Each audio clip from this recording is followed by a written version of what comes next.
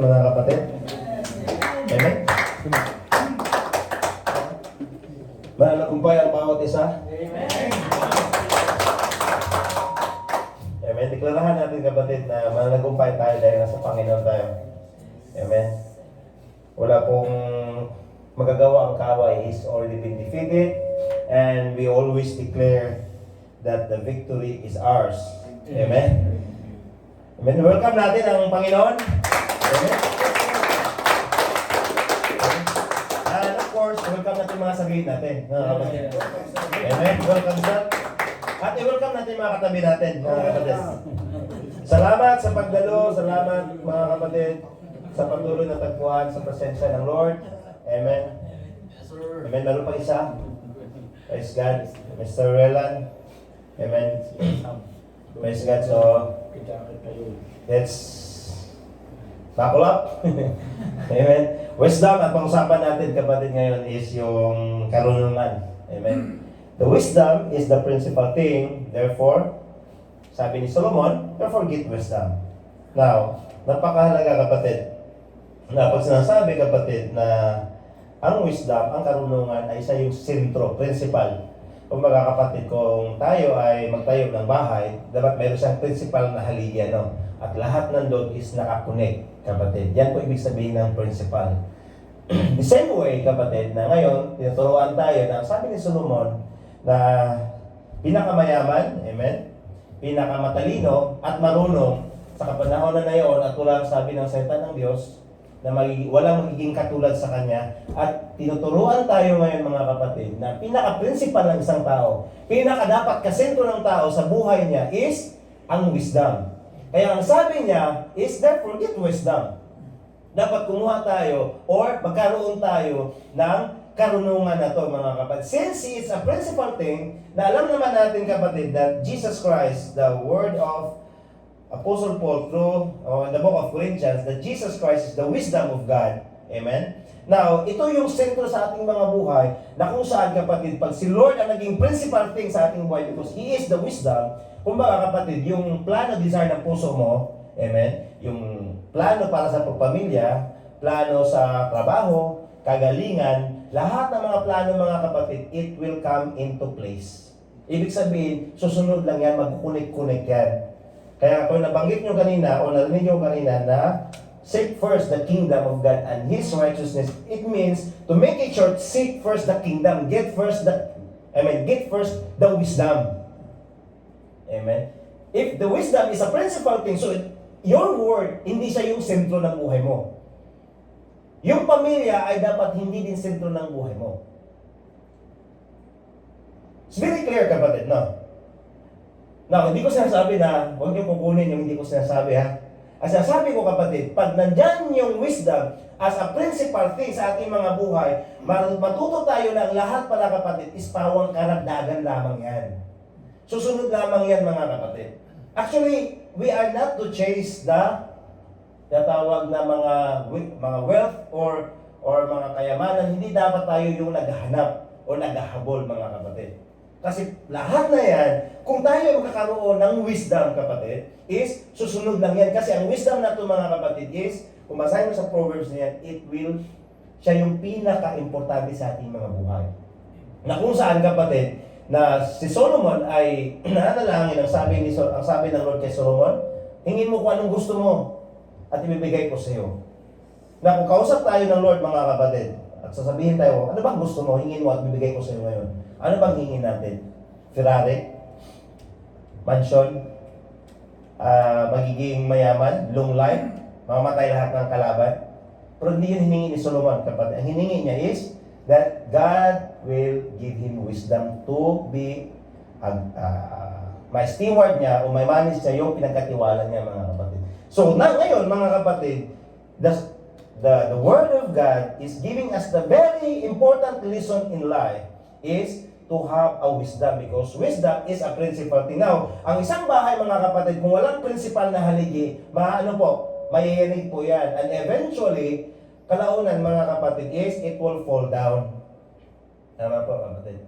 Ibig sabihin, tutumba po. So, hindi yung kayamanan mo ngayon, ang nagiging sentro dapat, hindi yung pedestal mo, mga certificate, amen? Hindi yung mga posisyon, hindi yung katayuan mo na bilang matarog o gwapo, kapatid. Lahat yan ay kukupas yan, kapatid. Tulungan tayo ngayon, kapatid, that what we need is this wisdom. Kagaya ni Solomon, mga kapatid. Ang hiningi niya sa Panginoon is karunungan. Na ngayon din, ang dapat hingin natin sa salita ng Diyos, Lord, give me wisdom to understand your word. Because when we have wisdom, ang sabi din, get understanding. Kapatid. Because the word of God, ang salita ng Diyos is the wisdom of God. Now, Lord, bigyan mo ako ng karunungan. Kasi, kapatid, lalo na ngayon sa mga panahon ngayon, kapatid, we need to have the wisdom na, anong klaseng wisdom ito, Kuya Nils?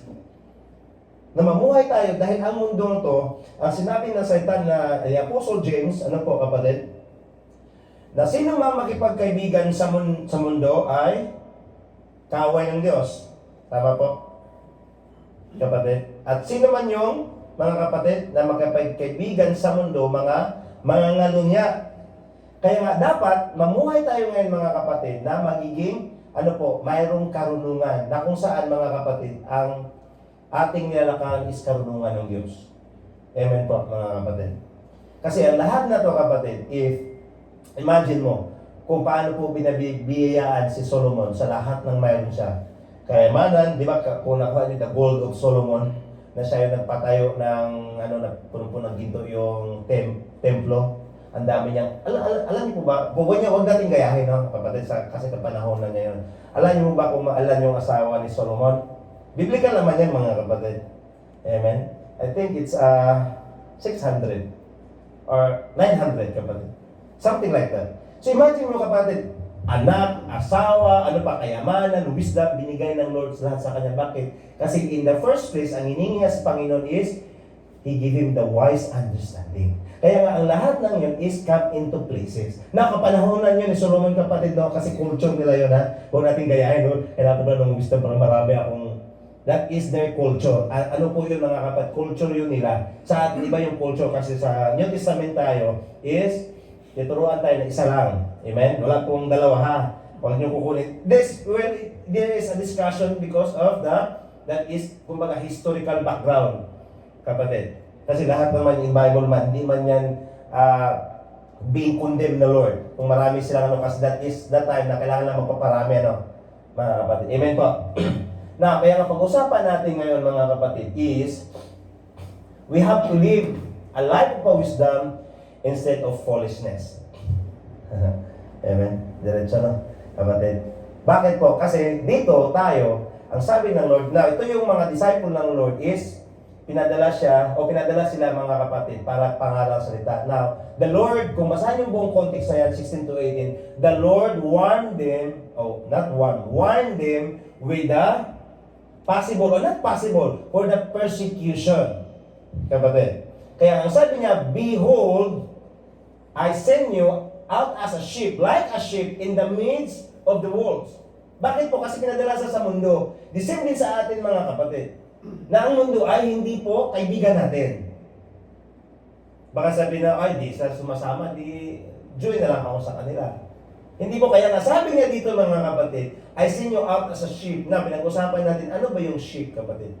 Di ba yung sheep parang napaka-ano niya, yung, kumbaga kapatid, napaka-gentle, napaka-kind, talagang sumusunod siya, kapatid. Hindi naman ang sheep, kapatid, hindi naman siya umiwalay. Sumusunod talaga palagi sa shepherd niya. Ang sabi niya, the sheep in the midst of the wolves. Now, sino yung wolves? Mga asong gubat na siyang kumakain sa sheep. Tama po?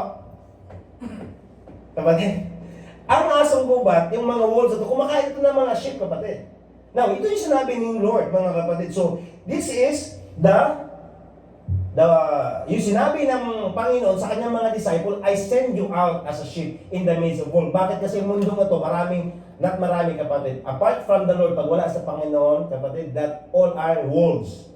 Tandaan natin, mga kapatid, na wolves yan, mga wolves. Kasi, ang sabi dun is, lalo na ngayon, maraming persecution. Kaya nga, ang sabi ng Lord, therefore, be wise as a serpent.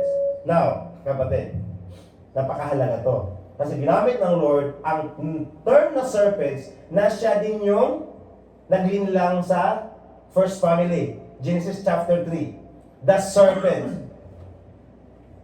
Now, hindi sinasabi dito na ang ating katalinuhan is magiging, tinatawag mga kapatid, magiging kapaliha o tinatawag kapatid na magiging katulad as a serpent. Hindi niya sinabi, be wise like a serpent. Ang sabi, as a serpent. Anong ibig sabihin mga kapatid? O sinasabi itong statement. Amen? Sabi niya, and harmless as a doves. Kasi since tayo mga kapatid, as a born-again Christian, genuinely, amen, siguraduhin ko sa inyo mga kapatid, pagtutuhanan tayo na sa Panginoon, the world, ang mundo, is not your friend. Amen? Very clear yan kapatid ha. Ang mundo ay hindi mo kaibigan. Sistema ng mundo, pero hindi ko sinasabing aawayin mo sila kapatid. Ang sinasabi ko na expect the unexpected, na may mga times na lalo na even sa kasama sa pamilya mga kapatid. Amen? Sa pagwala sa Panginoon, expect the unexpected mga kapatid that they are not really your friends. In some point, you will be persecuted. Amen? They are not your friend. The world is not our friend.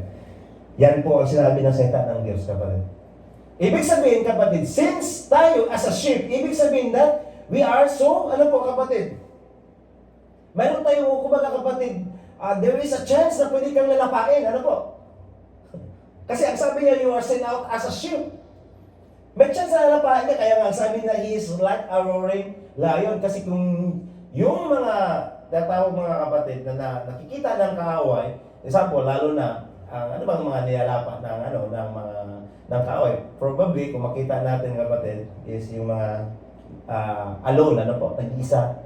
Yun po sila mga kapatid. Yes, kasama natin si Lord, mga kapatid. That is for sure. But pag ikaw nag-iisa, lalo na hindi mo kasama si Lord, now, you are prone, mga kapatid, na, ano po, sa mga paglapa ng kaaway. The same din, pag pumunta tayo sa magbabahagi ng salita ng Lord, mga kapatid. Kasi, the very wisdom of God, lalo na sa pagbabahagi, kung pansinin niyo kapatid, the Lord send them 2 by 2. Kita niyo mga kapatid, there's a wisdom on that.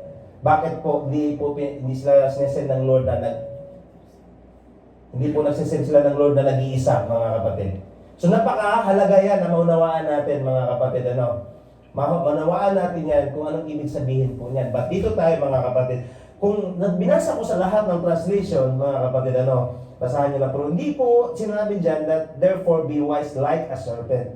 Sinabi niya mga kapatid, be wise as a serpent, mga kapatid. Bakit po kaya kapatid? Ano kaya? Bakit hinalin? This is the word of the Lord Jesus. Ano po? Hindi po siya word ng apostle, but the word of the Lord of Jesus na hinalin tulad niya na maging matalino mga kapatid. Not like, but as a serpent. Mga kapatid, as a serpent. Na kung saan mga kapatid, alam niyo po na ang kaaway, ang mga trials ng kaaway is very strategic. Ano ibig sabihin very strategic? Ibig sabihin kapatid, pinagplanuhan po yan. Amen? Mayroon yung mga tactics. Mayroon yung mga scheme. Scheme, mga kaparaanan niya. Diba? Kaya sabi na Apostle Paul that beware of scheme of the enemy. Kasi meron siyang scheme, hindi siya yung agad ka nag-isa na napain. Makikita niyo ng kapatid, yung naghahunting yung mga lion. Naghahunting yung mga natawag nating mga orca. Kahit mga hayop yan sila mga kapatid, meron silang mga plano. The same way kapatid, since na tayo ay nasa mundo kapatid, kaya nga ang sabi niya na magiging matalino na hindi katulad pero kagaya ng isang serpent. Na kung paano po matalino mga kapatid ang ahas noon, na kung saan mga kapatid na nadideceive si Eve. Ano po? Si Eve ang unang nadideceive mga kapatid. Now, dapat ngayon mga kapatid, sa akin personal, amen? Sa akin personal mga kapatid, dapat we have to think, to step in advance. Tama po kapatid. Para hindi ka ngayon maungusan mga kapatid sa taktika ng kaaway. Kasi wise nga eh. Hindi po, ang mag-atake ang kaaway kapatid, hindi po sa yung stupid style kapatid. Anong stupid style? Example kapatid, bibigyan ko ng example. Lahat tayo ngayon, may mahilig tayo sa dati nating pamumuhay, Now, just for analogy mga kapatid, Amen? Na kung mahilig ka, just for analogy, lalo na pag-usapan natin yung realidad ng buhay, lalo sa Saudi Arabia. Amen po. As analogy lang, example lang mga kapatid, kung paano po pagplanuhan ng kaaway. Now, noon, kung ikaw ay isang binata o mag-asawa or hindi ka pa nakakilala sa Panginoon, ang hilig mo ay, example, babae, kapatid, ano po. Ngayon, pagdating ka sa Saudi Arabia, kasi lalo na single ka, as married ka pero single, pero ikaw hindi ka single as sa papel, pero nag-isa ba dito? Now, ang ginagawa ng kaaway mga kapatid, hindi kanya bibigyan agad na nakahubad dyan. Amen. Bibigyan ka muna niya ng mga message sa mga kakilala na nandito din, lalo na pagtapos, ganun ba, may meet tayo ha, o ganyan. So, ibig sabihin, that is tactics kapatid, scheme yan, hindi yan yung, kumbaga kapatid, na katulad sa ginawa ng kaaway, na yung tinetempt niya ang Panginoong Hesus, hindi niya binigyan agad ng tinapay, o isubok mo itong tinapay. Tama ba kapatid? Ganun po gumalaw ang kaaway sa spiritual. Sa lahat ng bagay mga kapatid, sa lahat ng pagkakataon, meron siyang ginagawang mga scheme, mga tinatawag na tactics yung tawag niyan, kapatid. Amen? Palakpakan din buhay ng Diyos. Maading team! Amen? Praise God. Maading team. Amen? Aluminum, phosphate. Praise God. Phosphate. Phosphate. Kaya nga, dito mga kapatid, na paano tayo, ngayon, amen? Sige po. Napakahalaga na maunawaan natin mga kapatid, paano tayo magiging matalino kung wala tayong salita ng Diyos. Amen? Paano tayo maging matalino? Yes, sabihin natin, kuya, meron akong Kristo. Tumanggap ako ni Christ. Amen? Wala namang issue dyan, kapatid. But the important thing is, paano tayo mamumuhay ng mayroong buhay na may karunungan, mga kapatid, sa buhay na to. Na sabi niya, to be wise as serpents. Ibig sabihin, kapatid, yung katalinuhan ng kaaway, dapat mas matalino tayo noon. Bakit? Kasi meron tayong Kristo. Now, mamaya na yung kasunod mga kapatid, pag-usapan na natin itong lalo na ang kaaway din is gumagamit din ng salita ng Lord. For sure yan, kapatid. Alam naman natin yan. Kaya ang sabi niya, be wise as a serpent. Kasi kalamitan sa atin, even that we have the Word of God, amen, nagkakaroon pa rin tayo ng, ano po mga kapatid? At lahat tayo niyan is subject. Nagkakaroon tayo ng pag-aalinlangan sa mga buhay-buhay, sa mga desisyon na mayroon tayo. Now, ang ibig sabihin ba Kuya Nils, na pag ang sinasabing foolishness or walang wisdom, ibig ba sabihin kulang siya sa kaalaman? Yun bang ibig sabihin mga kapatid? Na kung basahin natin mga kapatid, ang Psalm 14 verse 1, ang sabi niya dito, the fool says in his heart, there is no God. There are corrupt, their deeds are vile, there is no one who does good. The fool does not recognize God, it lives a life of evil. So, kung makikita natin mga kapatid, ang wisdom, amen, is not an intellectual issues. Kasi ang sabi niya, the fool says in his heart, there is no God. Wala pong Diyos. Kaya nga ang mga gawa nila is corrupted. Ano po? Vile, mga hindi, alam mo yung kumpiyansa lang mga kapatid. So what does it mean, wisdom mga kapatid? So wisdom is not an intellectual issues na wala kang word of God. The wisdom na pinag-uusapan nito mga kapatid, it speaks about the moral issues. Ano pong ibig sabihin ng moral issues mga kapatid? Na hindi natin nailakad mga kapatid ang salita ng Diyos because the wise man knows God and how to obey it. Ang matalinong tao kapatid, amen, sa salita ng Diyos, karunungan na mayroon sa Diyos is paano niya kilala ang Diyos at sumunod nito. Kasi being a wisdom, kapatid, having a wisdom, you cannot earn it through study. Hindi mo ito makukuha sa pag-aaral. Sa pag-aaral natin, you can get the knowledge, but not the wisdom. Makakuha ka ng kaalaman pero hindi karunungan. Kasi ang wisdom is come from the Lord. Kaya sabi ni James, if you lack of wisdom, ask. Bakit? Hindi niya sinabing study. Because you cannot learn the wisdom of God. It is a gift. Because that wisdom is Jesus Christ. Amen po, kapatid. Very clear that you and me, every Christian is having the mind of Christ. Ibig sabihin, kapatid, pag-usapan natin ang wisdom, you cannot learn it from the school or Bible study. You can ask this, mga kapatid, because this is a gift. So now, pag sasabi natin Wala kang wisdom, Brad. Wala kang karunungan. It means, mga kapatid, it's not about sa intellectual issues mo. That is about moral. Ano yung ibig sabihin ng moral? Ito yung pag-uusapan nating moralidad na hindi natin nailakad ang salita ng Diyos. Amen po, mga kapatid? That's what means living a life of wisdom. It means that you are living in acting the word. Lumalakad ka na sinasagawa mong salita ng Diyos. Kasi pag hindi natin sinasagawa, mga kapatid, ang sabi dito, you are walking in the foolishness. Now, hindi ibig sabihin ng foolishness is bobo, kapatid. Amen? Ang ibig sabihin ng mangmang, ibig sabihin na you are lack of living the Word of God. Kaya nga dito, pinaalala ng Lord sa atin, o sa mga disciple niya, tayo, even tayo mga kapatid, pinapadala tayo ng Lord sa mga kasama natin sa trabaho. Sabi niya, be wise as a serpent. But, ang sabi niya, harmless as a dove. Ibig sabihin, pag tinan niyo mga kapatid, now, if you study the nature of the snake, di ba kapatid, is yung snake pag makita ng tao, automatic siya na, pag alam niya threat sa kanya, automatic siya na lumalayo, mga kapatid. Bakit po? Mga kapatid, why? Bakit po? Yan po ang ginagawa ng snake, mga kapatid. Amen? Because, tinuturuan tayo din, mga kapatid, na sinasabi dito, na as a follower of Jesus, kapatid, is, pag sinasabi dito, harmless as a doves, we are not using, pag nandun na yung ating mga sitwasyon sa buhay, if there's an attack of the enemy, we are not using our own capacity. Yung sariling kakayanan, kapatid, sarili nating katalinuhan, sarili nating magagawa, ibig sabihin, we are not using now worldly weapons or worldly mga tinatawag na kaparaanan. Example, kapatid, may problema ka, may pera, o sige, may pera ka. So that is worldly, kapatid. Amen? Pag meron kang mga sitwasyon sa health, agad pumunta doon sa saan-saan. Ibig sabihin, unahin mo muna, ang pinaka-wisdom niyan, mga kapatid, is yung isagawa mo that you are walking, acting, yung ina-act mo ba ang salita ng Diyos sa buhay.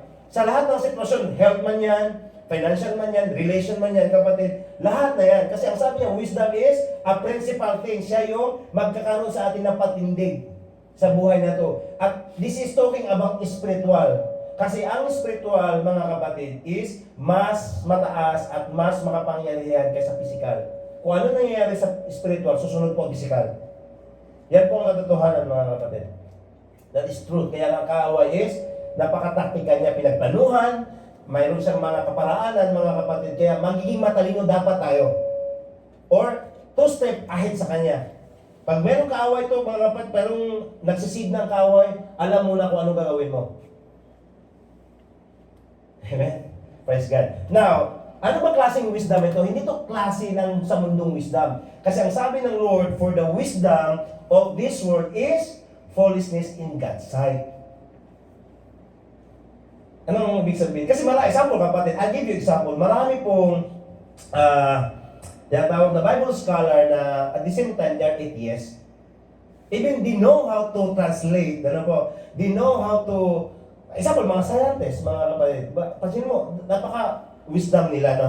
Dami nilang wisdom, punong-puno ng wisdom. Pero sabi ng Lord, the wisdom of this world is foolishness in God's sight. Kamangmangan po yan sa Diyos. Kaya nga, ang wisdom na pinag-uusapan nito is spiritual wisdom, which is ang Panginoong Hesus mismo. Kaya ang sabi niya, it is written, God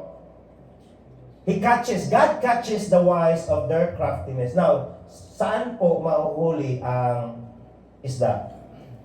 Sa bibig po, except kung i-net mo. Pero ang sabi niya, mga kapatid, He catches, ibig sabihin that God, the understanding, the wise of the world, sa kanilang mga kaparaanan is, ang Diyos mismo, mga kapatid, ay, kamangmangan niya lahat, kapatid, sa Diyos. Ang wisdom sa mundo. Kaya nga, kung wala tayong Kristo, mga kapatid, ang ibig sabihin lang yan, mga kapatid, na anumang talino natin sa mundo, that is, mga kapatid, mahuhuli pa rin tayo. Bakit po, kapatid? Because at the end of the day, makita natin, mga kapatid, lalo na pag hindi tayo nasasamba, pero pag meron tayong mga sitwasyon, tumatawag tayo sa Panginoon. Now, how about na tawagin natin na si Lord ngayon? Ibig sabihin, kapatid, yung proactive approach. Na hindi ka lang reactive pag meron kang something, saka ka pa tumawag kay Lord. Yung wisdom na yan, mga kapatid, you know the word. Pero, mga kapatid, there's no wisdom in doing what is the word. Kung ano yung sinasabi ng salita ng Diyos. Mga kapatid. Kaya nga, sabi niya, it is written, God catches the wise in their understanding. Ano yung sinabi sa Tagalog? Basahin natin, mga kapatid, no? Sa 1 Corinthians chapter 3, verse 19. Amen? Ang sabi niya, hinuhuli niya ang marunong sa kanila na ring katusuan, mga kapatid. Kung akala nila na maungusan nila si Lord, amen, maunahan nila si Lord. No, they cannot mock God, they cannot deceive God. Ano pa, mga kapatid? Anong katusuan nila, mga kapatid? At the end of the day, amen, you will be, responsible for that. Kaya nga, pag-uusapan natin ngayon, mga kapatid, is being wise in God's eyes, not in the people's eyes. Magiging matalino tayo sa mata ng Diyos, hindi po sa mata ng tao. Amen po. Kasi marami naman, mga kapatid, lalo na sa mundong ito, marami na ngayon, sabi ng salita ng Bible, na marami na magagaling magsasalita ngayon, mga kapatid. But there is no wisdom because they don't doing kung ano ang sinasabi ng salita ng Diyos, mga kapatid. Amen. So, ito po yung verse and introduction, mga kapatid. Amen. Ang sabi doon, be careful in how you live, not as unwise, but as wise, making the most of every opportunity because the days are evil. Ephesians 5:16. So, alam natin, mga kapatid, na sabi niya, be careful how you live, o sa ibang translation, how you walk. Hindi lang, mga kapatid, na unwise o magiging namumuhay ka sa kakaroon ng mangmang. Sabi niya, but as wise. Making, sabi, most of every opportunity, ibig sabihin, mga kapatid, na niredeem mo ang time or yung mga time na meron ka ngayon, mga kapatid, is you're doing it, mga kapatid, sa bawat oras na yan na pinagkaloob ng Lord, dahil sabi niya, pasama na ang mga araw. Do you believe that? Pasama na mga araw? Amen? Niwala ba tayo that the days are evil? Kita natin sa kapaligiran, kapatid, there is no question on that. Kaya na ngayon, ano ba ang pagiging wise na mamumuhay, Kuya Nils? Not as unwise. Sa buhay ito, paano ba masasabi na namumuhay ako bilang wise? Hindi katulad ng mangmang. Kaya pag-usapan natin yan, mga kapatid. Now, sa buong chapter na yan, mga kapatid, this is ito yung mga pamanhik niya, Apostle Paul, sa mga mananampalataya. Ang sabi niya, that sa Ephesians chapter 5, verse 1, we have to imitate God by living a life of love. Amen? Ito, pangalawa, mga kapatid, imitate God by living as light. Ito yung pangatlo, we imitate God by living as a wise himself. Kaya ang pag-uusapan natin dito, mga kapatid, living as wise na pamumuhay. Hindi ba ibig sabihin na ang daming example, di ba makita natin ngayon ay mga doktor or something. Maganda po yung mga ganun, mga kapatid, no? So pag nag-usapan natin ngayon yung spiritual wisdom na paano ko ba ma-imitate, mga kapatid, God by living, paano pamumuhay sa pagiging matalino. Amen? So sigurado ako, mga kapatid, pag buksan tayo ng Lord ngayon, alam ko na paglakad natin, paglabas natin, matalino tayong lahat. Amen po? Parang ayun yung gusto matalino. Mga marunong tayong lahat paglabas. Ayun yung matalino, ha? Amen? Praise God. So actually, marami yung mga kapatid. That is, kumbaga, series yan. Amen, sa yung lingkod. Pero pag-usapan natin, isa lang, mga kapatid, no? There are characteristics of a wise life. So first, anong sinabi niya doon, mga kapatid? Is making most of every opportunity. Yan ang pag-uusapan natin. That believers live a life of wisdom by making most of their time. Now, ang tanong, mga kapatid, ano ba ang kinabisihan natin ngayon? Ano ba ang ano ba yung mga ginagawa natin na nagpapaubos sa ating mga oras? What are the things that making the most of your time as a believers, mga kapatid? Kasi we have to live as a wisdom. Living in a Tinatawag na, mga kapatid, in a wise life in the wisdom of God. Ano ba ang kinabisihan mo ngayon sa buhay na to? Amen? That's a very question, personal question mga kapatid. At yung katugunan niyan, keep in your heart, mga kapatid, no? Kasi yan ang pag-uusapan natin ngayon. Kasi ang sabi niya, do not believe or walk as unwise, wag kang lumakad, mamuhay na magiging mangmang, bagkos, magiging marunong. Kaya ang sabi niya, lahat ng opportunity, ng pagkakataon mo, ng oras mo, is gawin mo ng nararapat. Kaya nga, ang tanong dito kapatid is, what are the things? Ano yung mga bagay na nagpupuno o natatapos ang oras mo, nandun ka ngayon nagugugol, doon ka ngayon nagpo-focus? Amen? Very clear na po, kapatid. First, mga kapatid, okay, pag-usapan natin dito.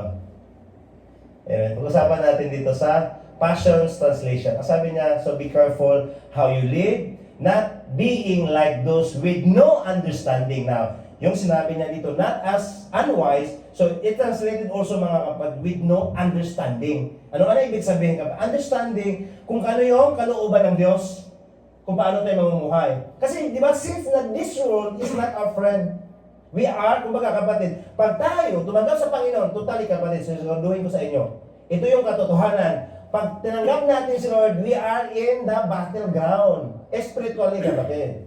Kaya huwag tayo relax. Yes, may mga times na mayroon tayong mga sitwasyon, but bring it to worship, bring it to prayer. Kapatid, amen po. Amen ba tayo doon? Ang sabi dito, mga kapatid, but live honorably with true wisdom. So, it's not the world wisdom, true. Ano yung totoong wisdom, mga kapatid? Kaya ang sabi niya, for we are living in the evil times. Sabi niya, take full advantage in every day. Kung magkakaroon ka ngayon, bakit po, mga kapatid? Kasi ang mayroon tayong control is ang araw lang ngayon. Because yesterday, ano po, mga kapatid, yun po sa isang quote, yesterday is a history. Hindi mo na siya pwedeng ibalik. Today is a presence, kaya regalo. So tomorrow is a mystery. Because si Lord ang nakakaalam. So ibig sabihin mga kapatid, ang sabi niya, take full advantage of every day. Paano mo siya i-take full advantage for your own benefit and favor? How you spend your life for His purpose. It is your purpose? Sa purpose mo ba? Kaya ang sabi niya, that don't live foolishly, for then you will have, ang sabi niya, discernment to fully understand God's will. Amen po. Kalooban na, kasi alam naman natin that our life is, temporary lang dito.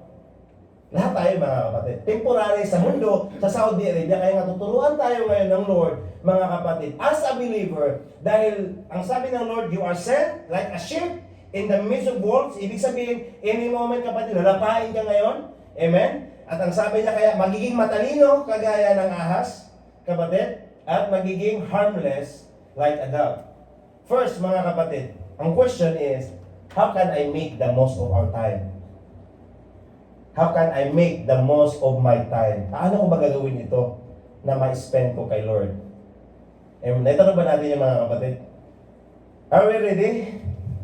Gusto ba natin malaman? Gusto ba natin malaman? Tulog-tulog. Umaga pa naman kapatid, huwag na kayong matulog. Amen.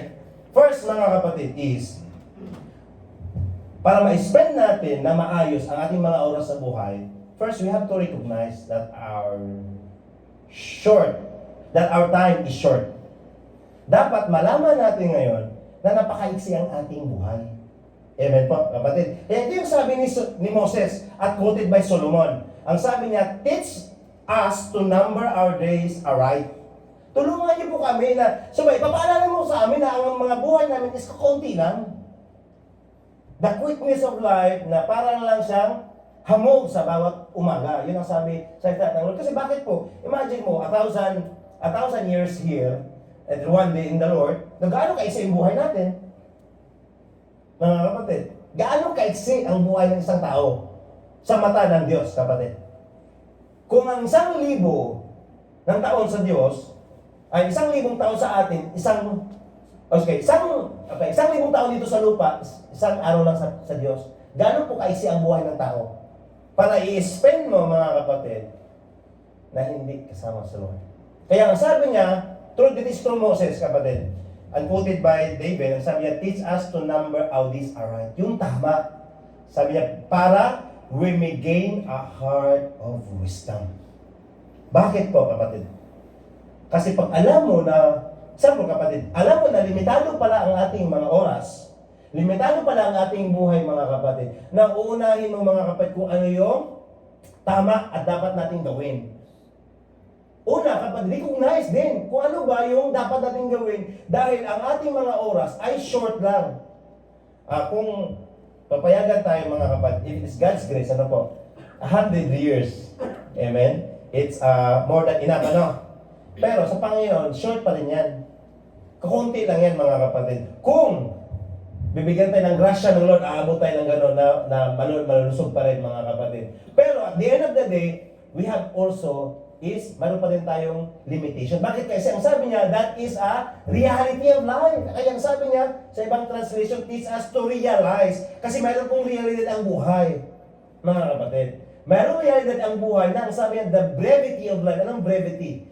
The quickness, the shortness, kapatid, sa buhay ng isang tao. Kaya ang sabi, so that we may grow. Lalago tayo sa kaalaman na to. A heart of wisdom. Na mayroon ka ngayon wisdom, kapatid, karunungan, na pipiliin mo ngayon ang buhay na ano bang dapat kong unahin.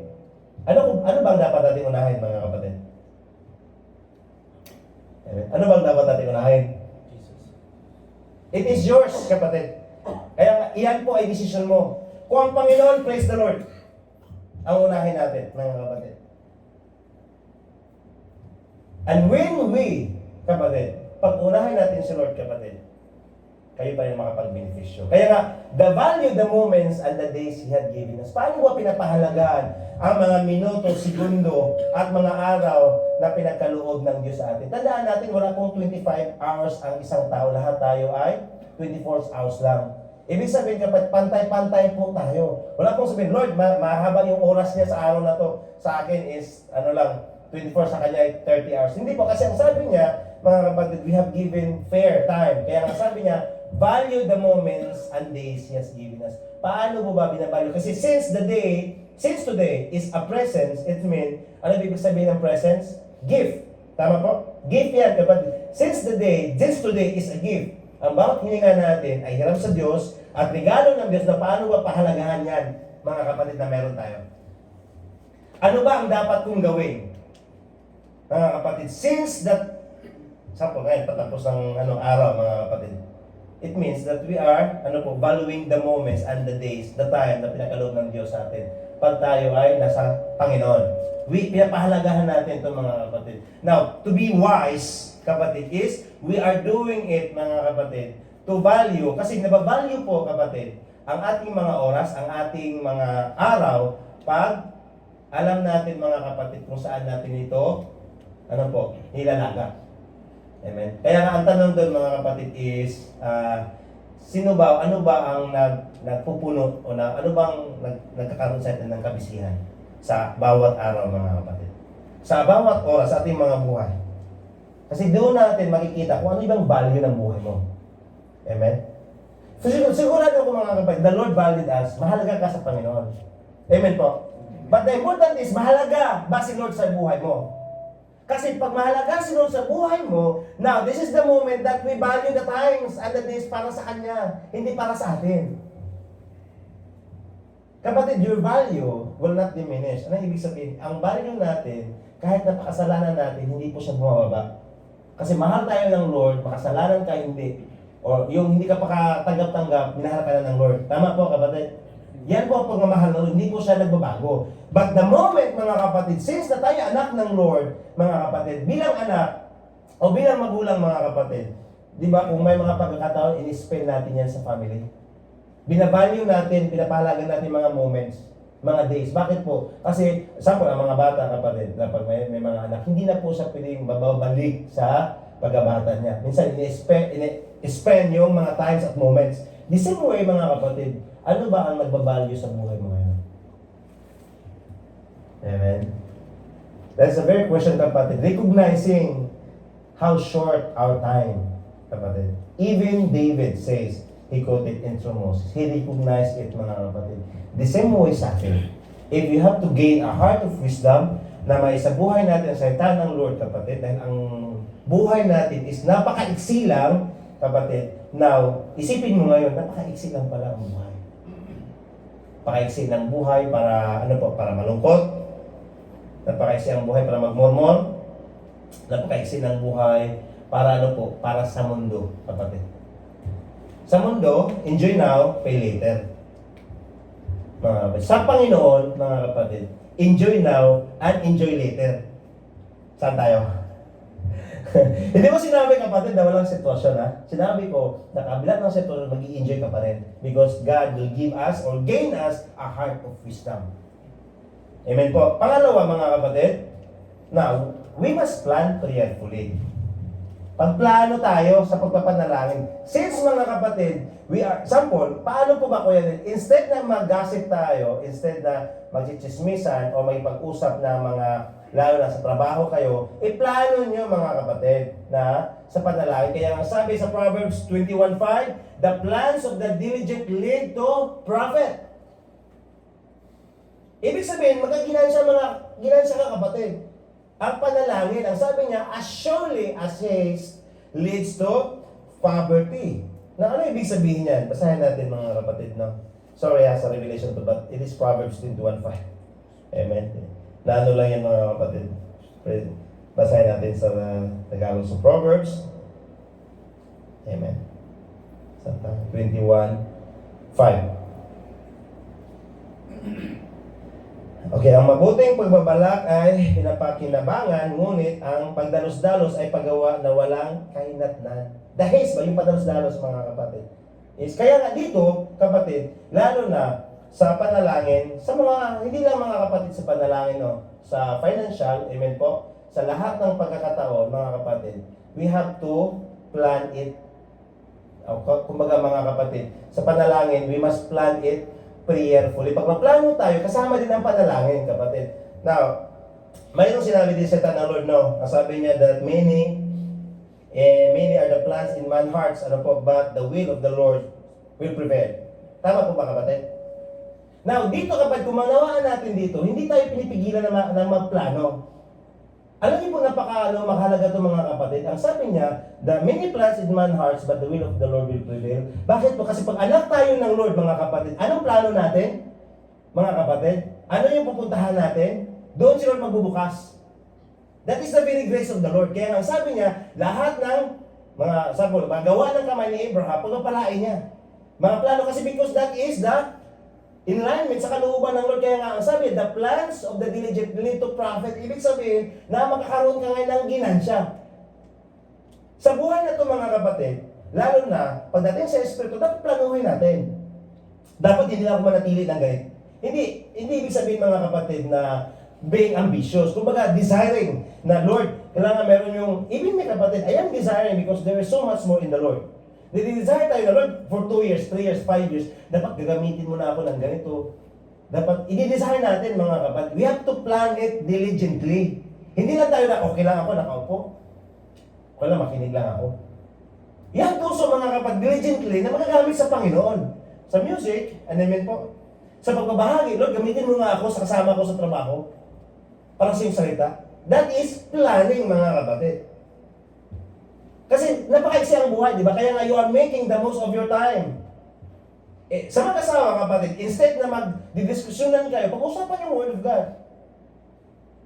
Tama po, kapatid. Diskusyonan sa mga, alam niyo po, sa mga labas, kapatid. Why we are talking, bakit din natin pag-usapan sa salita ng Panginoon? Kaya ang sabi niya, surely as haste leads to poverty. Ibig sabihin, mga kapatid, yung ibig sabihin ng poverty, alam niyo po na pagdating sa example, Brad, Krisyano ako, pero walang salita na hinawakan sa Panginoon. Ibig sabihin, mga kapatid, is not mahirap bilang walang pera, but mahirap sa karanasan at experience sa salita ng Diyos. Encounter ng Lord. The same way, mga kapatid, sa financial. The same way, mga kapatid, kasi dito, bakit kasi ang panalangin, mga kapatid, nag-usapan natin yan, we are building the relationship. Ibig sabihin, mga kapatid, pag nagbibigay ka ngayon ng magandang plano, ikaw ang magkaginansya ngayon, pag nakakaroon ka ng haste mga kapatid, yung tinatawag na diretso-diretso na walang plano, the Bible says, leads to poverty, mga kapatid. Minamadali mo. Amen po, kapatid. So hindi po pwede mamadaliin natin. We have to plan prayerfully. Bakit po mga kapatid? Kailangan natin magkakaroon ng quality time sa Panginoon. Quality time as well as mga kapatid sa kanyang salita ng Diyos. Hindi po minamadali po ang lahat kasi meron pong kapanahonan, meron pong season. Kaya nga, to plan God's way, we must avoid neglecting God in our planning. Kalamitan kasi sa atin, mga kapatid, paplano tayo, mga kapatid, pero hindi natin kasama si Lord sa plano. Kasama ba si Lord sa plano sa buhay natin? Sa pagpapamilya, siya ba yung sentro? Sa financial, siya ba yung sentro, kapatid? Sa trabaho, siya ba yung sentro?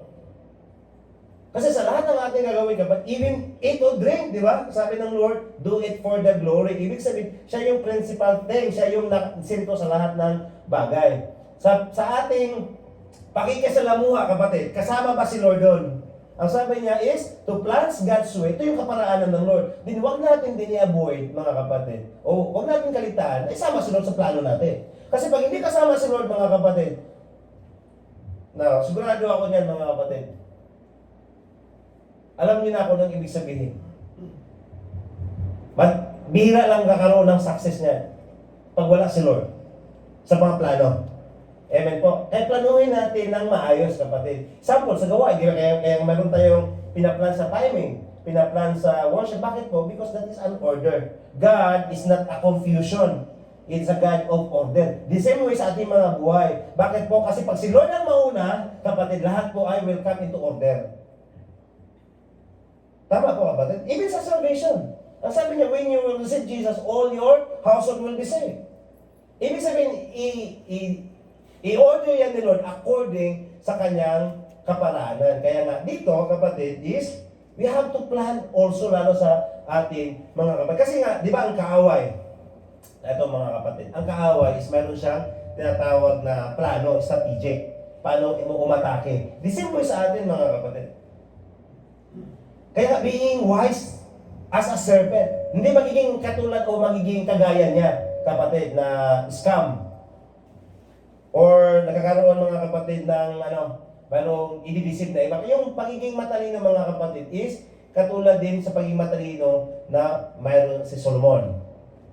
Amen po mga kapatid. Pangatlo, now, making the most of the time, we must be willing to pay the price. Akala ko ba, Kuya Nils, ang salvation is libre? Bakit merong price? Libre po ang salvation, mga kapatid. That's true. But if you want to follow Jesus, you need, ang sabi ng Lord, whoever wants to be my disciple must deny themselves and take up their cross and follow me. So that is the price. Ano pong price? Deny yourself. So hindi lang mga kapatid na ibig sabihin, yung buong pagkatao mo, i-deny mo na i-deny, kapatid. Hindi dapat siya ang masusunod, kundi ang sabi ni si Lord, kaya nga ang sabi niya, take up their cross. Ano ibig sabihin ng cross? That is the death. Tama po ba? Cross is a representation of the death. Ibig sabihin, the death of your desire, the death of your plan, the death of your physical, mga kapatid, na mga gusto mo. Para sabi niya, unfollow me. So, the thing is, hindi tayo nakakasunod sa Panginoon, mga kapatid. Bakit po? Because we're not. We are not paying the price. For instance, mga kapatid, how can you pay the price pagdating mga kapatid, pag tayo nag-isa? Mga kapatid, are we putting our life, kapatid, or mga opportunity sa mga social media? Sa mga social media is good pag align yan sa Panginoon. Are you putting ourselves? Kasi kapatid, ganito yan mga kapatid. If you are not denying ourselves, ibig sabihin, pag mayroon akong mga oras na mga libre, I make it games, I make it movie na mga makamundo, I make it, yung mga bagay-bagay na sa mundo mga kapatid. You are not denying yourselves. Bakit kasi gusto mo sarili mo eh? You are not taking up your cross. Sample kapatid, patatrabaho ako, pagod ako. Pero kaya ko man tumayo, kaya ko namang lumakad. Now, I'm not taking the cross, kapatid. Kasi ang cross, kapatid, ibig sabihin, that is hindi po yan magaan. Ano po, that is the price we pay. Ibig sabihin yung sarili mo mismo, ilakad mo, ang sarili mo mismo, i-deny mo, kapatid, para makasunod tayo sa Panginoon. That is being wise, and we are making the most opportunity sa buhay natin para po saan, mga kapatid, to live as wise, not as unwise. Yes, mahilig ako mga kapatid. Sabihin nyo, Kuya Nels, di ka ba nanonood ako kapatid. But, I am also disciplining myself. Like an apostle, sabi ng Apostle Paul, me, I am disciplining myself, but at the end of the day, I will not be disqualified. I am disciplining because that is the price that I have to pay. To deny myself yung gusto ng laman nito. Kasi gusto talaga, lalo na sa mga social media. But hindi ako nagigings. At sa mga YouTube, mga kapatid. Kasi pag disciple tayo ng Panginoon, ano ba yung mga time na mayroon tayo, mga kapatid, na kailangan natin i-google natin, not i-google, yung i-focus natin, i-priority natin, mga kapatid. Amen? Kasi pag wala tayo, if we are not paying the price, kapatid, then we cannot follow Jesus. Mahirap po lumakad, kapatid. Hindi po magaan ang buhay. Pag hindi natin ma-deny. Bakit po, kapatid? Kasi, mayroon tayong pride, mayroon tayong needs, wants, kapatid? Emotion, na kung dadalhin mo yan, kapatid. Kasi you're not denying yourself, hindi mo siya pinagkatiwala sa Panginoon. Kaya nga, alam niyo parabol ng Panginoon, na sabi nga ng Lord na mas makapasok pa sa butas ng karayom ng kamilyo? Bakit kaya sinabi niyan, mga kapatid? Kasi ang mga Pharisees, ang daming dala. Pride, daming kaalaman, kapatid? Daming mga aral sa buhay. The same way sa atin, mga kapatid. Sa atin, alam niyo pong price, hindi yan pera, ha? Ang price na yan, mga kapatid, is yung buong ikaw. Kasi yan ang kailangan ng Panginoon. Yung buong ako, ito yung kailangan ng Panginoon. I have to give it to the Lord. I have to put the Lord in charge. Hindi na ako yung magiging Lord, mga kapatid, sa buhay ko. Kasi, mga kapatid, ngayon, pag hindi tayo alam niyo po ba yung cost ng buhay? Kung bakit tayo nandito? Bakit tayo kaya sa giving? Ano po yung cost? Ano po yung presyo kung bakit tayo ngayon natagpuan sa presensya ng Lord? Mahal po yun, kapatid. We are paid in the high price because that is the life of Jesus Himself. Yan po ang dugo ng Panginoong Hesus. Kaya nga tayo ngayon, mga kapatid, nakaranas ng kaligtasan at presensya ng Lord, mga kapatid. Now, if you want, mga kapatid, to go deeper in the relationship with God, kapatid, now start denying yourself. Yung deny ba yung, instead na gusto ko to, kung magdaan ako ng oras para sa pagbabasa ng word, pagpapanalangin. Alam ko na pagod ako, pero alam ko na day off ko, dalawa, Friday at Saturday, pero ilakad ko sa gawain ng Panginoon, samba ko. So, ganun nga, being thinking wise, kapatid. Amen? That is, you have to put death of yourself, yung gusto mo, kapatid, para makasunod tayo sa Panginoon. Paying the price of our means of living and handing ourselves over the Lord. Ano po yung handing? Kasi minsan, Lord, alam ko na ikaw ang Lord. Alam mo ibig sabihin ng Lord? Kapatid? Very understandable meaning is, siya yung master natin.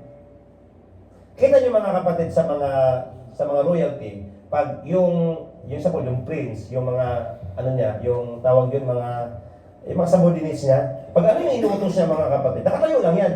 They are ready to be used. Tama po? Ano pong gusto mo? Tawagin lang yan. Tapos, yung mga entourage niya. The same way sa atin, mga kapatid. If you are master, you are Lord over yourself, pag ikaw yung susunod, ikaw yung nasusunod sa gusto mo, mga kapatid, you are not paying the price. Kasi ikaw pa rin yung Lord dyan, ikaw pa rin yung nasusunod. Pag sinasabing Jesus is the Lord, we are handing ourselves over the Lord, mga kapatid. Ibig sabihin, siya yung master, siya yung masusunod. Whatever the word declares, masusunod yan, kapatid. Hindi yung masusunod na, kahit mayroon tayong emotion, mga kapatid. It's true, we have emotion. At lahat tayo niyan is affected, but kung ano sinabi ng Lord, mga kapatid, siya yung masusunod kasi siya yung master natin We have to be ready to be used, kapatid. Ready for the service of the Lord. Ready, mga kapatid, pagtahawag sa Panginoon, dapat handang-handa ka ngayon. Bakit?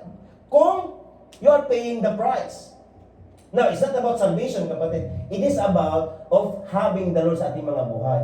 Ibig sabihin, meron kang kalooban. Ano po? Meron kong kalooban, meron akong will, mga kapatid. But I have to, ano po mga kapatid, hand over it to the Lord. Dapat ipagkatiwala ko sa Panginoon, mga kapatid. Ano ba ang dapat kong ipagkatiwala? Yung will ko, yung kalooban ko, yung desisyon ko, mga kapatid. Amen po. Amen. Praise the Lord. Wala pa nga natin ang buhay na dyan. Now, what makes the most of your time, mga kapatid? Inulit ko lang yung tanong, mga kapatid. Bakit kailangan natin malaman yan, mga kapatid? Kasi in some point, mga kapatid, lalo na sa mundong ito, Christian, many of the Christian marami pong mga Kristiyano, are choosing the worldly goal. Pag sasabing worldly goal, mga kapatid, ano yung mga worldly goal? Mga kayamanan sa mundo, and that is actually the foolishness goal. Foolishness, kamangmangan, mga ginto sa kamangmangan. Now, dito, kapatid, pag ating mga oras, ating mga time at buhay is nasa Panginoon, mga kapatid, we are choosing the heavenly wealth. Kayamanan to, kapatid. Satan ng Diyos, kung isipin nyo, kapatid, is mayroon tong authority. Kaya nga, dito pala, mga kapatid, makita natin. Kasi if you don't use your time for God, ito na kasunod, mga kapatid, Satan will use it for his purpose. Example, kapatid, pag wala, di tayo nanonood ng, suppose mag-isa tayo, I'm just giving you an example, mag-isa tayo, mga kapatid, pag hindi ka nanonood ng mga preaching, nanonood ka, iba't ibang pinapanood ng mga kapatid, may darating na mga minuto, kapatid, iba nang isipin ng isip ko pag mayroon kang mapanood na iba. Realidad yan, kapatid, I am just talking the reality, lalo na sa Saudi, lalo na sa mga binata or mga walang nandito is, we are the bachelor. Now, kung hindi na nagagamit sa Panginoon, mga kapatid, just for instance, mga kapatid, kasi apart from the Lord, kapatid, pag hindi tayo nagagamit ang oras, kapatid, that is world. And the world, hindi ko sinasabi na, Goyanis, nag-ano lang ako, something na gusto ng katawan o something, hindi naman ako pumatay. Kapatid, ang mundong ito ay govern ng kaaway. Pag govern niya ng kaaway, mga kapatid, ibig sabihin is, pinapagamit mo sa purpose niya. Sinisira mo yung kinukurap mo ngayon ang buhay mo. Kasi yung gusto ng kaaway, kapatid. Now, kung wala tayo sa gawain ng Panginoon, kapatid, amen? If ang ating mga oras ay hindi nagagamit sa Panginoon, nagagamit yan sa mundo, ibig sabihin, mga kapatid, ang deceiving ng kaaway, hindi naman ako nagnakaw. Alam niyo po sinabi ng Satan ng Bible, if you know that what it is right to do, nagkasala ka. Kung alam mo na tama itong gawin at hindi mo ginawa, nagkasala ka. Tama po, kapatid? Kaya nga dito, pinapalalahanan po tayo ni Apostle John. Ang sabi niya, keep yourself from idols means, keep yourself from, keep yourself from trusting, obeying, and revering, and following that is in effect in worship. Now, anyone or anything other than God Himself is Jesus, Son of Christ Jesus. Now, sa ibang salin yan, mga kapatid, kung ano man ang nasa puso mo, kapatid, na nagpapalayo sa iyo sa Diyos, that means idols. Yung pinagkatiwalaan mo, pera, ino-obey mo, ano yung ino-obey natin, mga kapatid, sarili natin, ni-revere mo. Yung, kahit sa tao, mga kapatid, you will not revere. Ano revere? Yung tatawag na reverence that is called, mga kapatid, as an act of worship sa mga bagay na inuuna mo. Or, ang sabi niya, lahat na sinasabi mong worshiping, now, ang sabi niya, kung wala dyan, hindi siya other than God, mga kapatid, that's called idols. Kung nagagamit ang ating mga buhay, ang ating mga puso, ang ating mga kamay, ating mga talents, kapatid, hindi sa Panginoon, now, that is other purpose, mga kapatid. At pag siya yung naging nanguna sa atin, hindi na si Lord ang naging principal sa ating buhay, naging sentro, kapatid, that means idols, kapatid. Now, you are not living as a wise. You are living now as unwise. Bakit po? Because the life is short. First, pangalawa, kapatid, the life is, first is, ano yung una, mga kapatid? The life is short. Pangalawa is, you have no plan, wala kang plano, kapatid, sa spiritual mo. Pangatlo, mga kapatid, ano pinag-uusapan dito? Is, you are not paying the price. Mga kapatid. Kaya nga, sa bilang Kristiyano, mga kapatid, you have to live wisely, use every chance, you have for doing good. Now, this doing good, mga kapatid, is you are having the Lord sa ating mga buhay. Kasi pag hindi kasama si Lord, kapatid, anuman ang ginagawa mo na mabuti, kapatid, pag hindi yan inspired ng Lord, now, yung pinag-usapan natin last time, that is, garbage sa Panginoon. Amen po, kapatid. Very clear na pag-usapan natin, lalo na this time na punong-puno na ng kasamaan ng mundo, marami na nangyayari, kapatid. Now, ano bang desisyon natin? Ang trabaho, kapatid, susunod yan. Amen? Ang ating mga plano sa buhay, ang nais natin, susunod yan, mga kapatid, if you know, if you live on how you walk to be wise. Now, hindi yung wise, mga kapatid, na mag-ipon ka ng maraming mga mga Bible verse para sa pambato or tawag natin, kapatid. Ang pagiging wise, mga kapatid, is not intellectual issue. It is a moral issue, kung sasabing wisdom. Kaya nga dito is on how you know the Lord and obey the Word. Paano mo kilala ang Diyos at sinusunod ang salita ng Diyos. You are now walking in the Word to be wise. Amen po, mga kapatid. Yan po ang sinabi dito that every believers must to live as wise, mga kapatid. Because the days are evil. Kaya nga, the believers live a life of wisdom by making the most of their time. Ngayon, magdesisyon tayo, mga kapatid. Na-busy ako last time sa YouTube, na walang kabuluhan. Na-busy ako sa mga ganon. Ngayon, mga kapatid, kasi ang ating mga buhay, alam naman natin, mga kapatid, na kailangan natin na magdedesisyon. No, hindi natin, mga kapatid. Now, di ko man na ito gagawin. Itong araw na ito, focus ako kay Lord, sa Word ng Lord. Magnood ako ng mga preaching, mga pala ko sa akin. This time naman, magpe-pray ako ng mataimting. This time naman, mag-worship. That is means, mga kapatid, you're making the most of your time. Today is a gift. Amen po. Now, anong gagawin natin sa gift? Dapat i-enjoy natin. Kasi ang gift ng mundo, mga kapatid, is papahamak tayo. Pero ang gift ng Lord is iangat tayo. Amen po. Amen. That is Jesus. Amen. Tayo po tumayo, mga kapatid. Amen. The gift of the Lord is Jesus.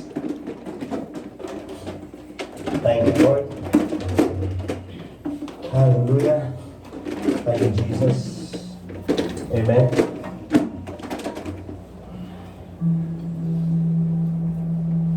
Thank you, Jesus.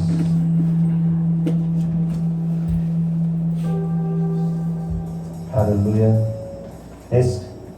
Let's sing, I came for you. Ang sabi dito, kapatid, I put aside all distraction. Ano bang distraction na meron tayo? Put it aside. Not only just put it aside. Mas mahalaga, give it to the Lord. Amen po ba tayo doon? Amen. Amen. All it takes. All it takes is just one moment, kapatid. And just one touch from you. You need to touch by the Lord. Put aside all distraction. I came for you. I came for you. I came for you. I came for you. I need you. I need you more than ever. Nothing else satisfies. Let's surrender to the Lord. All my life I surrender. I live for you. Come on, I live for you. I live for you. I live for you. I live for you. Holy Spirit, you are welcome.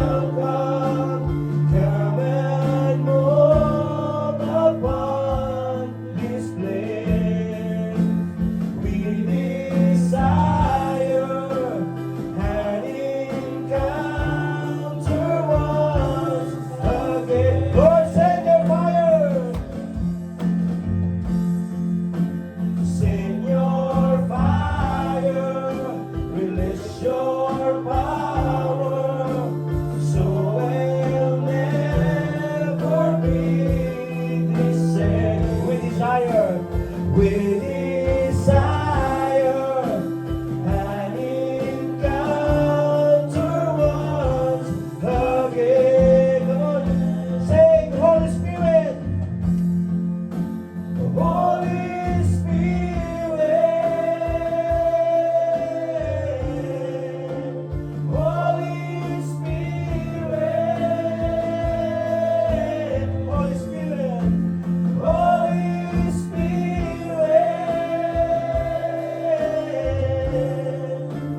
Holy Spirit. Holy Spirit. Yes, Lord. Holy Spirit. Come on, church, by our heart. Lord, you are so welcome in my heart. Declare it, church. Lord, you are so welcome in my life. Welcome kita, Panginoon. Lord, sa mga oras na ito, Lord, timunan mo ang buhay ko, Panginoon. Lord, maghari ka sa mga plano ko. Lord, i-handover ko sa iyo ang aking mga desisyon, ang aking mga buhay, Panginoon. Hallelujah. Lord, sa mga oras na ito, Panginoon, Lord, I will never be the same again. I am full of wisdom. I am full of anointing, O Lord. We declare in the name of Jesus. In the name of Jesus. Hallelujah. Yes, Lord, we have come for you. You are here for the Lord Jesus. We make way. We make room. Make a room for the Lord, church. Lord, let your spirit move. Have your way. Have your way in this place. Lord, we have come for you.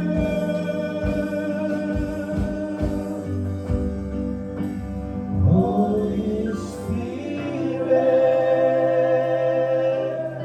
Church, you are come. Nandito ka para sa Panginoon. Nandito tayo para sa Panginoon. At hayaan mo na gumalaw ang banal na Espiritu, kapatid. Kausapin mo siya. You are so welcome. Welcome ka namin, banal na Espiritu, sa kalagitnaan ito. Welcome ka namin sa aming mga buhay. Mga kapatid, siya yung pinadala ng Diyos sa atin. Na tayo ay tutulungan, tayo ay kukomfort, na hindi ka iwanan o pababayaan. Kung anong kayang gawin ng Panginoong Hesus, kaya na itong gawin ng banal na Espiritu. Sa kanya, kapatid, wala nang posible. Just call upon His name. Hindi ka ipapahihan ng Lord. Nandyan siya palagi para sa iyo. Para sa iyo, kapatid. Ang nais call upon His name. Tawagin mo lang siya maging sentro ng buhay mo, kapatid. Siya yung wisdom ng Lord. Hallelujah. Na tayo lalakad, kapatid, na hindi tayo mabibitag sa mga trap, sa mga bitag ng kaaway. That He is always be with us, kapatid. He's always be in you and in me. Thank you, Jesus. Just make a way para sa Kanya. Meron man tayo ngayon na dala-dala, anumang sitwasyon, kapatid, sa trabaho man, sa pamilya man, learn to release and let go. For you and for me to grow in His name. Para lalago tayo, kapatid, sa Kanyang kaalaman. Lalago tayo, kapatid, sa ating mga relasyon sa Diyos. Let's desire now. Let's desire, Lord, one touch from you. Lord, one touch from you. Lord, one touch from you. Lord, one touch of this church. And everything, Lord, will be okay. Hallelujah. Lord, one touch in you, Lord. Hallelujah. Lord, this church, Lord, we will desire sa iyong encounter, Panginoon. Nadi-desire kami, Lord, na ma-encounter ka namin sa bawat buhay, sa bawat sitwasyon na mayroon kami. At sa mga oras ito, Panginoon, Lord, tinulungan niyo po kami, Panginoon. Tinuruan niyo po kami. If our time will not be used from you, Lord, ang lahat ng ito, Panginoon, ay mawala ng kabuluhan. At nais namin, Lord, ang aming mga buhay, ang aming mga talento, ang aming mga oras na kaloob mo sa amin, magagamit lamang sa iyong papuri, Lord, sa iyong kalooban. Deklarahan namin, Panginoon, Lord, help us to walk on it. Lord, tulungan niyo po kami, i-empower niyo po kami to turuan niyo po kami na makalakad sa nais mo sa aming mga buhay, Panginoon. Thank you, Jesus. Thank you, Lord.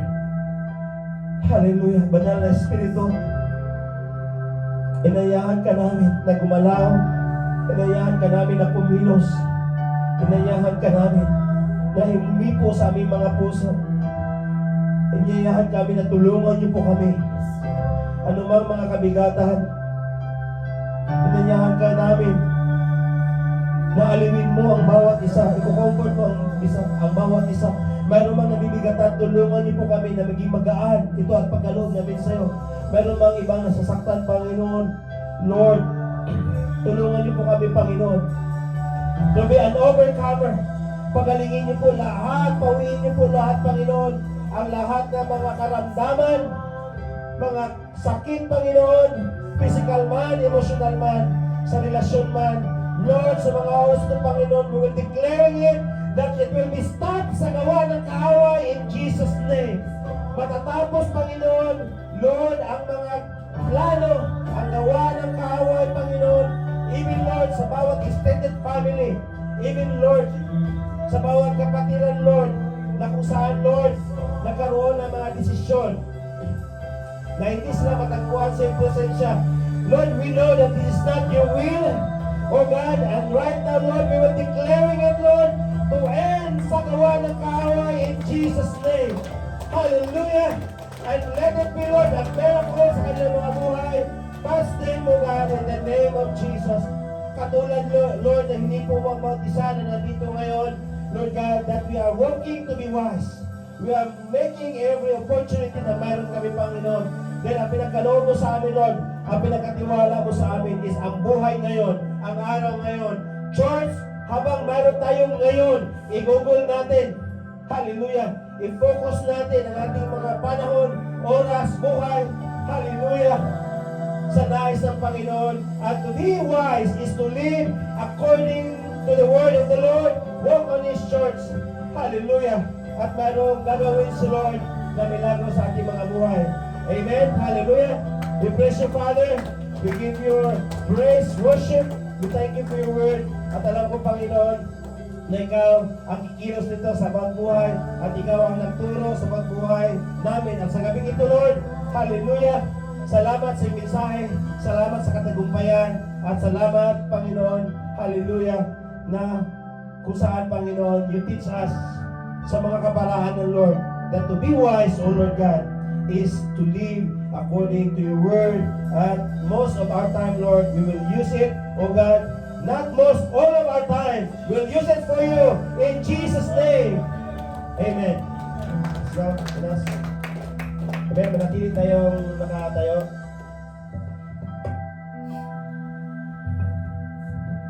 Amen. Hallelujah. Praise God.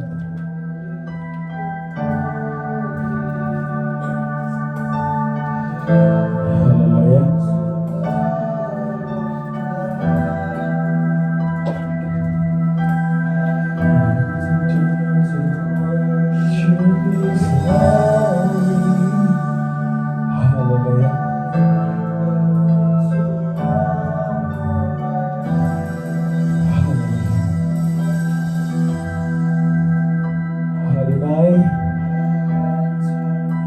We come before your presence and we want you, Lord. We want more of you in our lives today as we render your life unto you. Sa aming pagsasaluhan, Panginoon, declaring this Lord's Supper, O God, na maging ikaw ang sentro ng aming pagpapartik nito, Panginoon. Salamat sa aming mga narinig na mensahe mo as well as, Lord. Salamat, O Diyos, sa pagkakataong ito na natagpuan kami para i-celebrate ang ginawa mong Panginoon 2,000 years ago sa cross. Narito, Panginoon, ang tinapay na sumisimbolo ng iyong katawan na nabayubay sa cross. At ito, Panginoon, ay magbibigay sa amin ng inspiration, Lord, na magpatuloy pa kami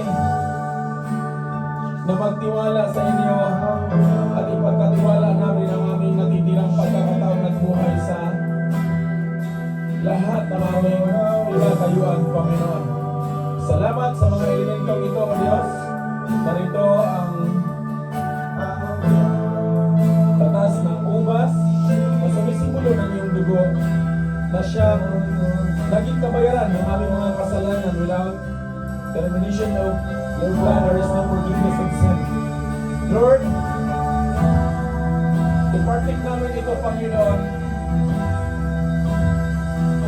at bigyan mo kami, Panginoon, ng sapat na reverence, Lord, na naman meron kami sa aming pagkatao ay maisuko at mailagak namin sa inyo. Salamat, O Diyos, sa mga elementong ito. Let these elements will empower our faith that we will answer unto you the only name that you have given us, in the name of Jesus, with the fellowship of the Holy Spirit. Amen. Sporting natin.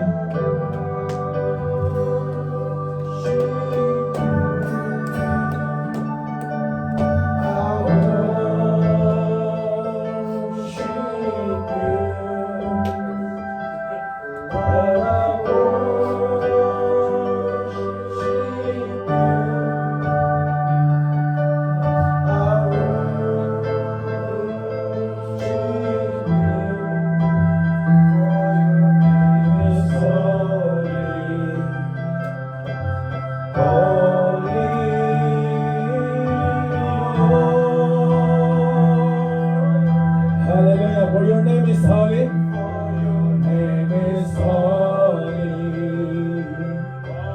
Holy.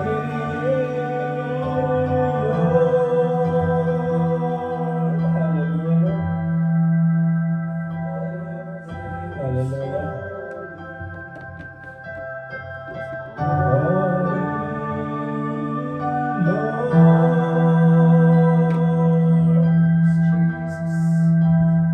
Let's raise the bread.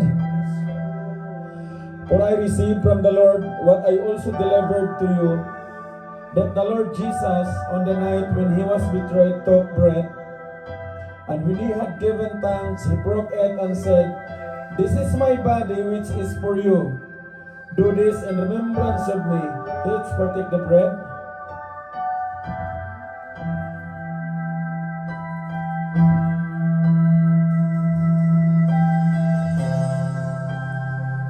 In the same way, also he took the cup, raised the cup, after supper, saying, "This cup is the new covenant in my blood. Do this as often as you drink it, in remembrance of me." Let's drink it.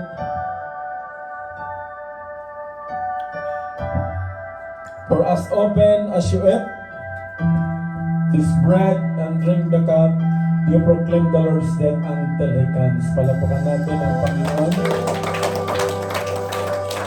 With you, I worship you. Lord, I worship you. I worship you.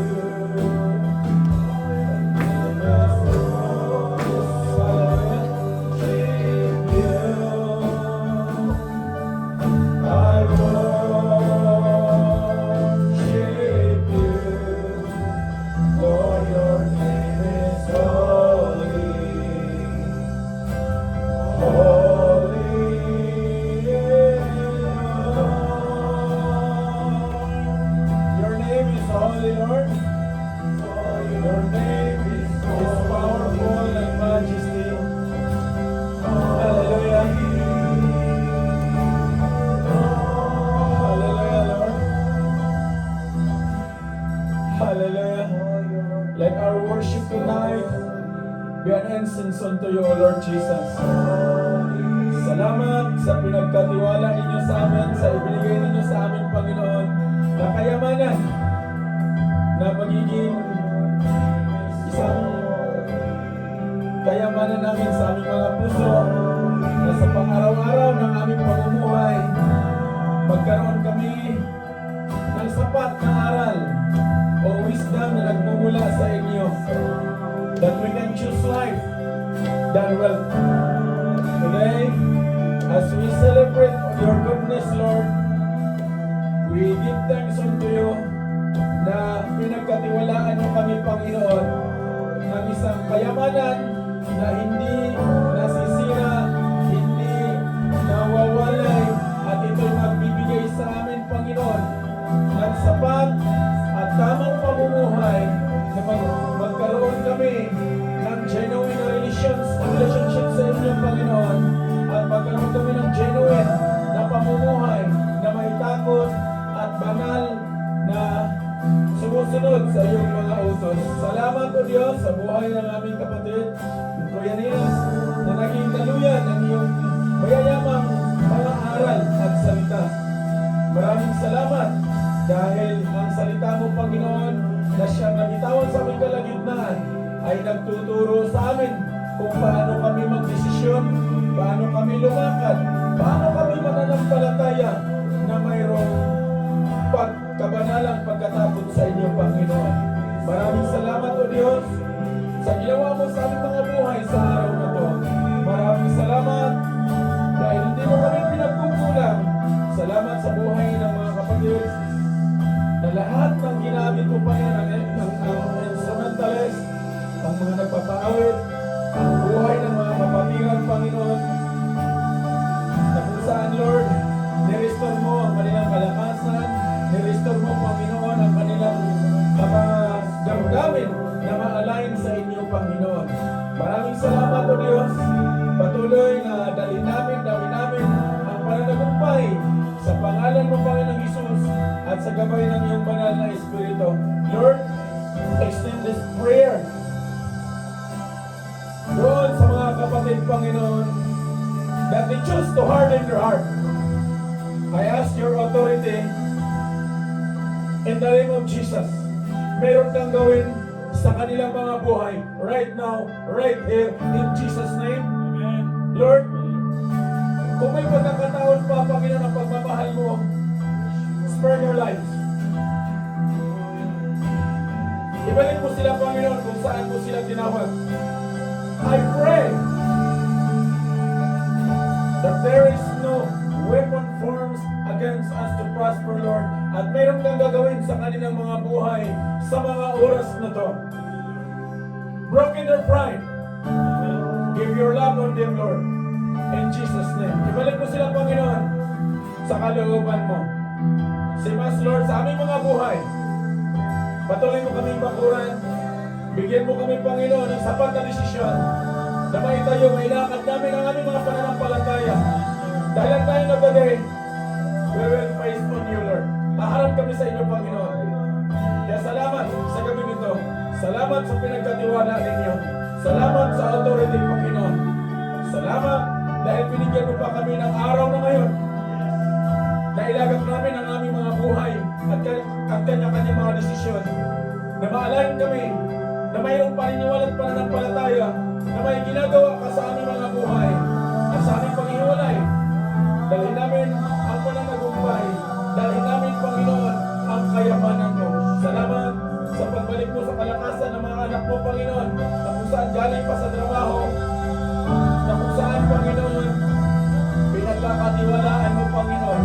Salamat o Diyos, patuloy na sa iyo namin nilaga ang araw na bukas sa aming mga buhay. Salamat, purihin ka na pinaka sa lahat.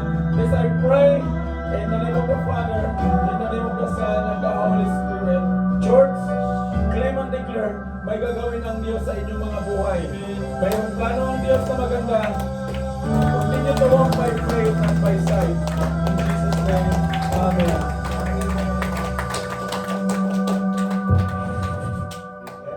Can we raise our hands, kapatid? The word of the Lord, nasisiliado sa ating gawain. Habang nagsasalita ang Panginoong Hesus, may isang babaeng sumigaw mula sa karamihan, "Mapalad ang babaeng nagbuntis at nag-alaga sa iyo."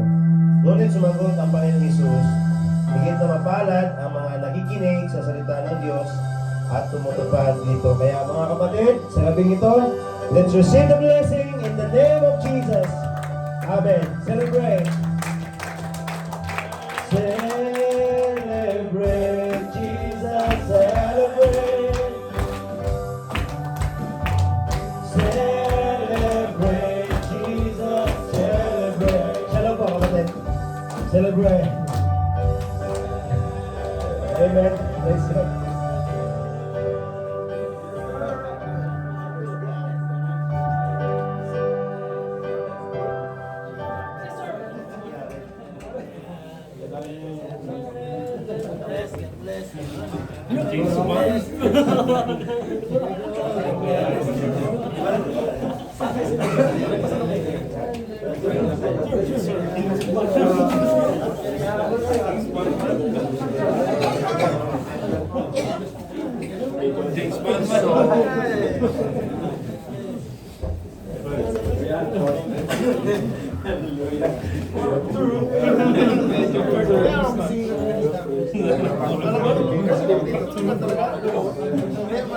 Saan kayo bumaba?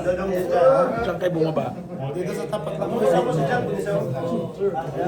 Sarado yung higaan mo, kaya hindi ka na raw...